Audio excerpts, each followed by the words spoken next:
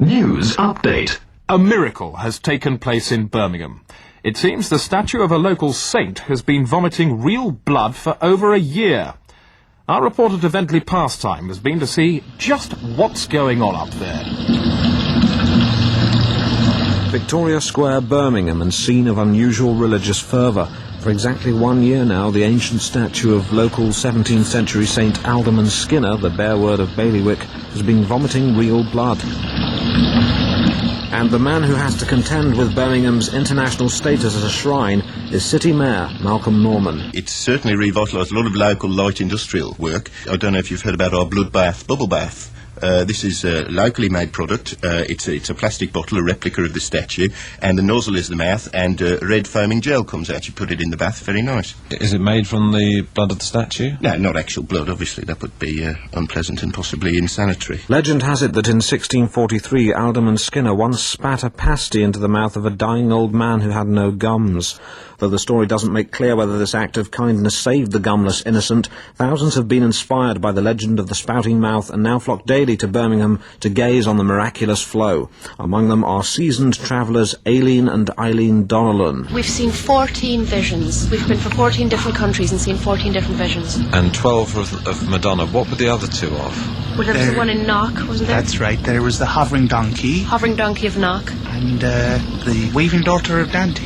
That's right, the waving daughter of Dante. That was in Perpignan, and that took us 28 days by foot with a suitcase full of stones. For some, like local minister David Marston, these bizarre events hint at a contemporary truth. People have been coming to church and saying to me, Father, well, they've been saying Dave, because I don't like the term father. They've been saying, Dave, what's all this about the statue, and what's all this about the blood?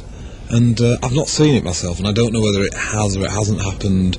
But I'm saying, if it is spewing blood, well, bloody good.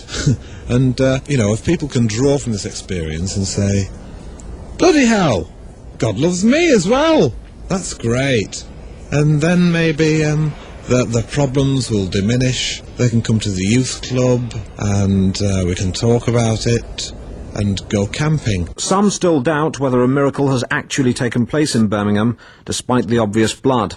Psychologist Erica Lawson is the author of Phenomena or Phonydom. Just behind the statue of Alderman Skinner is the Civic Library. Now, that has recently been re-roofed.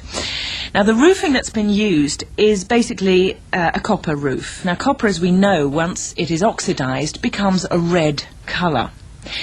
The refraction of light during rainstorms can cause the rain to look red.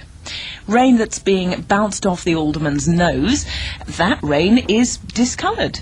That doesn't seem to explain why at least 300 gallons a week of blood has been congealing and building up with a fountain below the statue. It's not, whatever figure you just cited. On average, it's been around 16 centilitres a day. Now, we're talking about a major inner city area here. It's not unusual to have 16 centilitres of blood around. Not unusual.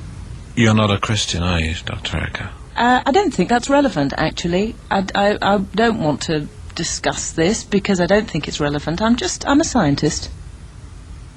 Drive home safely. To Ventley Pastime there with that fabulous report.